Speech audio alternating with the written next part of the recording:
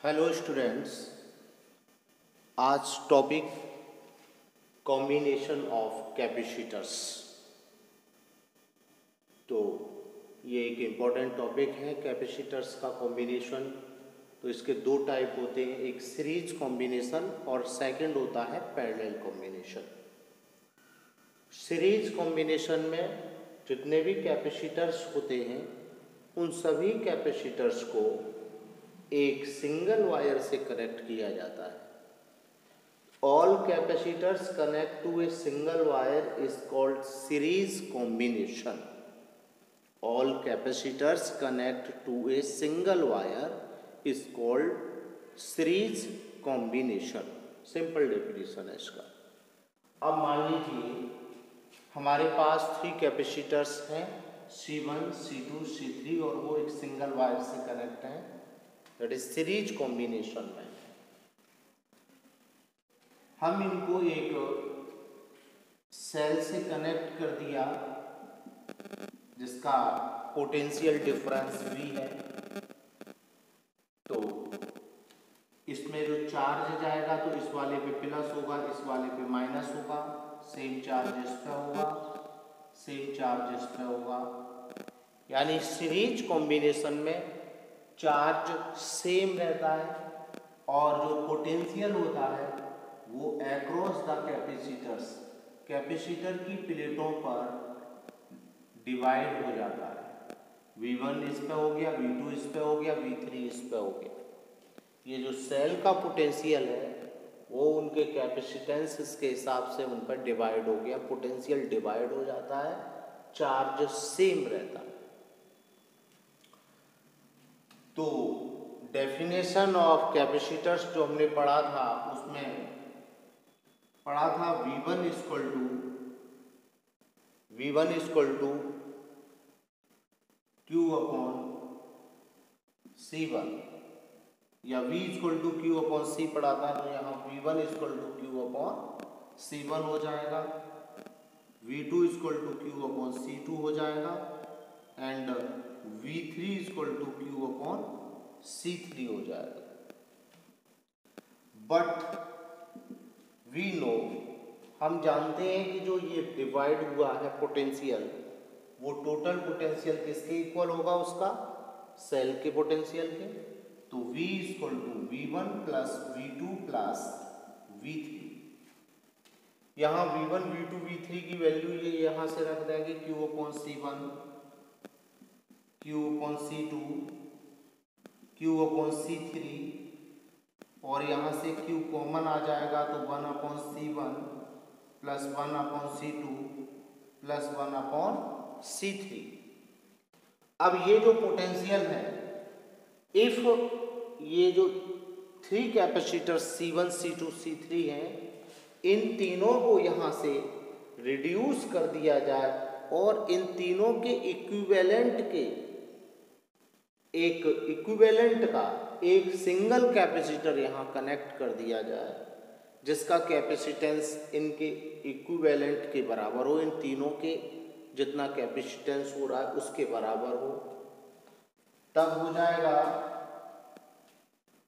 If V equal to Q over charge तो same रहेगा, यहाँ हो जाएगा C, और वो सीरीज के इक्विवेलेंट के इक्वल होगा।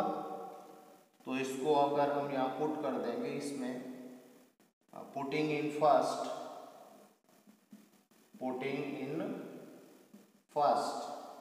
तो Q over CS equal to Q 1 upon C1, 1 upon C2 plus 1 upon C3, Q से Q cancel, 1 upon CS equal to 1 upon C1 plus 1 upon C2 plus 1 upon C3 plus dot dot dot and so on. अगर हमारे पास और भी capacitors आगे हैं तो हम उसको इसी वे में कैलकुलेट करते हुए चलते हैं।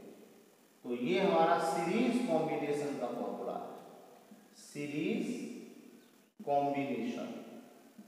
ये सीरीज कॉम्बिनेशन ऑफ कैपेसिटर्स है। एक बार फिर से देख लीजिए, इसमें पोटेंशियल डिवाइड हो जाएगा, चार्ज सेम रहेगा, जो चीज़ डिवाइड हो जाएगी उसी को हम फॉर्मूले में कन्वर्ट कर लेंगे और V इन तीनों के इक्वल होगा, तो हम इनकी वैल्यू पुट कर देंगे यहाँ से, Q कॉमन आ जाएगा और हम इसी इक्विवेलेंट की जगह V की जगह इक्विवेलेंट कैपेसिटेंस लगा करके देखते हैं तो Q/C हो जाएगा, टोटल वैल्यू लगेगा, Q से Q कैंसिल हो जाएगा।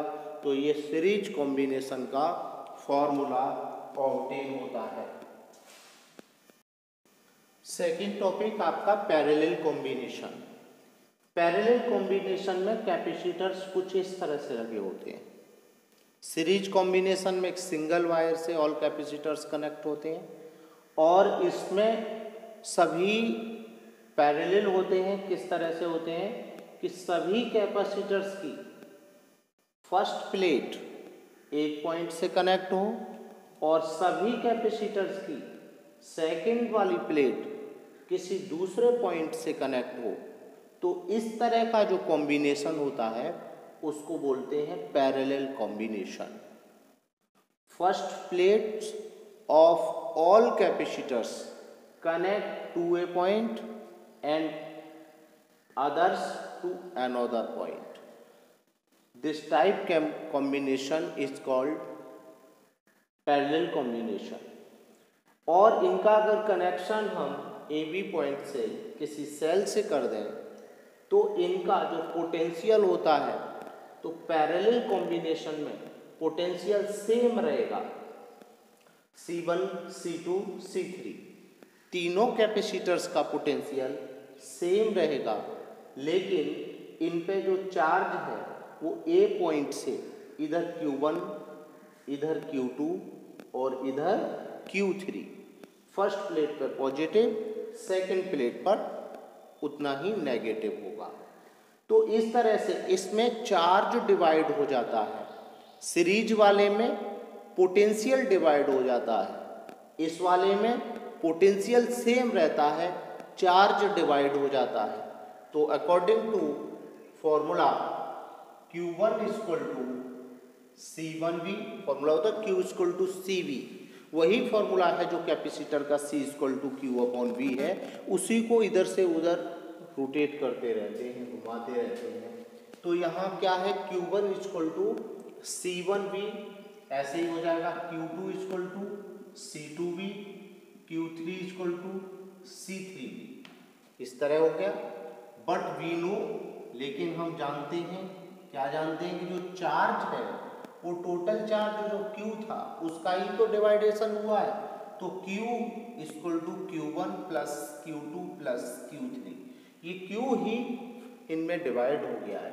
इनकी value C1V C2V C3V, V common आ जाएगा, C1 + C2 + C3, V हो गया कॉमन और ये Q। अब वही अगर हम यहाँ पर इन तीनों को हटा करके और सिंगल कैपेसिटर लगा दें जो तीनों की वैल्यू के बराबर का हो, तो ये हो जाएगा Q = C और पैरेलल उसके तीनों के पैरेलल के बराबर होगा, तो CP और V पोटेंशियल सेम रहेगा। तो पुटिंग इन फर्स्ट, इसको अगर हम फर्स्ट में पुट कर दें तो हो जाएगा CPV = C1 + C2 + C3 और ये V से भी cancel, CP = C1 + C2 + C3 and so on. और ये आगे भी अगर और भी कैपेसिटर्स लगे हो C1 C2 C3 C4 C5 तो उसके लिए इसी ऑर्डर में प्लस हो जाता है। तो ये सीरीज ये पैरेलल कॉम्बिनेशन के लिए फॉर्मूला है। इसमें अक्सर करके न्यूमेरिकल आते हैं सीरीज और पैरेलल कॉम्बिनेशन के, तो हमें उनको सॉल्व कैसे करना पड़ता है।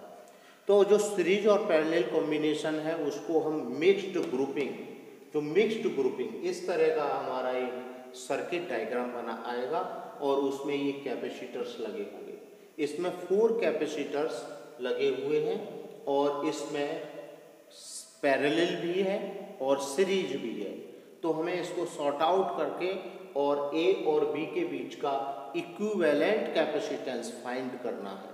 तो इस मिक्स्ड ग्रुपिंग में देखते हैं किस तरह से। तो जहाँ से हमको ये दिखे कि यहाँ पर ये पैरेलल हो रहा है या ये देखिए ये सीरीज हो रहा है, वहीं से हम सॉल्व करना स्टार्ट कर देते हैं। तो पैरेलल या सीरीज होने के लिए कम से कम 2 कैपेसिटर्स चाहिए, और उन 2 को ये देख लेते हैं पूरे नेटवर्क के अंदर, पूरे सर्किट के अंदर, कि कौन से वो 2 हैं जो पैरेलल और सीरीज के फॉर्मेट में हैं। जो पैरेलल और सीरीज के फॉर्मेट में होंगे वहां से ही हम सॉल्व करना स्टार्ट कर देते हैं। तो देखिए यहाँ से स्टार्ट करते हैं, तो ये इनका थोड़ा नेमिंग कर लेते हैं जिससे कंफ्यूजिंग ना हो। तो इसका C1, इसका C2, इसको C3 और इसको C4, एक इनको नाम दे दिए गए हैं जिससे सॉल्व करने में कंफ्यूजन ना हो। अब यहाँ देख पा रहे हैं कि ये यहाँ कनेक्ट है, ये यहाँ कनेक्ट है, तो और ये दोनों दिख रहे हैं C1 C2, ये क्लियरली दिख रहे हैं कि इन दोनों की फर्स्ट प्लेट यहाँ कनेक्ट है, सेकंड प्लेट यहाँ कनेक्ट है। इट मीन्स ये दोनों पैरेलल कॉम्बिनेशन में है। तो यहाँ सॉल्व करते समय यहाँ नोट करेंगे, सॉल्व करते हैं तो C1 and C2 are in parallel, ये दोनों पैरेलल में है, नोट कर लिया। अब इन दोनों का टोटल, तो total C1 C2 C3 C4 तो हमने नेमिंग कर ली है उनकी, तो C डैश लेते हैं। तो इनका जो पैरेलल कॉम्बिनेशन फॉर्मूला लगाएंगे तो उसमें C dash equal to C1 plus C2 parallel combination formula. अब इसमें C1 इक्वल टू C1 की वैल्यू 2, C2 की भी 2, यानी 4 माइक्रोफैरड। ये 4 माइक्रोफैरड हो गया। अब नेक्स्ट जो डायग्राम होगा वो कुछ इस तरह हो जाएगा, ये ऐसे, ये तो हो जाएगा हमारा C डैश हो गया, इन दोनों को सॉल्व होके ये हो गया C3, और ये आपका हो जाएगा C4। ये डायग्राम सॉल्व होगा तो सॉर्ट आउट होके ऐसा हो गया, सिंगल हो गया उसकी जगह पे, तो ऐसा कर लेते हैं। अगर आपको नहीं आए समझ में तो आप नोटबुक पे करते हुए ऐसे बनाते हुए नए नए डायग्राम चलें, और अगर आपको प्रैक्टिस हो जाएगी तो आप इसको माइंड रखेंगे कि सॉल्व हो गया भाई, ये अब यहाँ और यहाँ सीरीज में हो जाएगा। तो C डैश और C3 अब कैसा दिख रहा है, देखिए इनके बीच में कुछ भी कट नहीं है, और ये एक ही सिंगल वायर से कनेक्ट है यहाँ तक। तो जब ये सिंगल वायर से कनेक्ट है इट मीन्स ये सीरीज में है। तो C dash and C3 are in series, ये कैसे हैं, सीरीज में है। तो सीरीज का फॉर्मूला क्या हो जाएगा, 1/C डबल डैश, CS की जगह C डबल डैश, क्योंकि नया फॉर्मेट चाहिए और भी आगे सॉल्व करना है। तो C dash equal 1/C dash, C1 की जगह C डैश, C2 की जगह C3, तो 1/C डबल डैश। अच्छा, इसका एक और फॉर्मूला ये होता है, अगर हमारे पास ये 2 हैं तो हम इनको यहाँ सॉल्व कर लेते हैं, LCM ले लेते हैं, और LCM लेने के बाद इसको ऐसे लिख लेते हैं C डैश प्लस C3 और 1/C डबल डैश। तो C double dash equal to C1 C3 over C dash plus C3। तो यहाँ फिर वैल्यू लगा देंगे, वैल्यू हो जाएगा C डैश का वैल्यू कितना है, C डैश का वैल्यू 4, C3 का भी 4, और 4 प्लस 4 16/8 मीन्स 2 माइक्रोफैरड। यानी जो इन दोनों का कॉम्बिनेशन हुआ वो C डबल डैश हुआ और उसकी वैल्यू 2 माइक्रोफैरड है। तो हम इसको अब इस तरह से सॉल्व कर लेते हैं, सॉर्ट आउट किया और ये डायग्राम इस तरह हो जाएगा और ये हो जाएगा इस तरह से, ये C डबल डैश है और ये C4 है। अब हम देख पा रहे हैं कि ये दोनों किस फॉर्मेट में आ गए, ये दोनों एक पैरेलल में हो गए। तो नोट कर सकते हैं यहाँ पर C double dash and C4 are in parallel, ये दोनों पैरेलल में हो गए।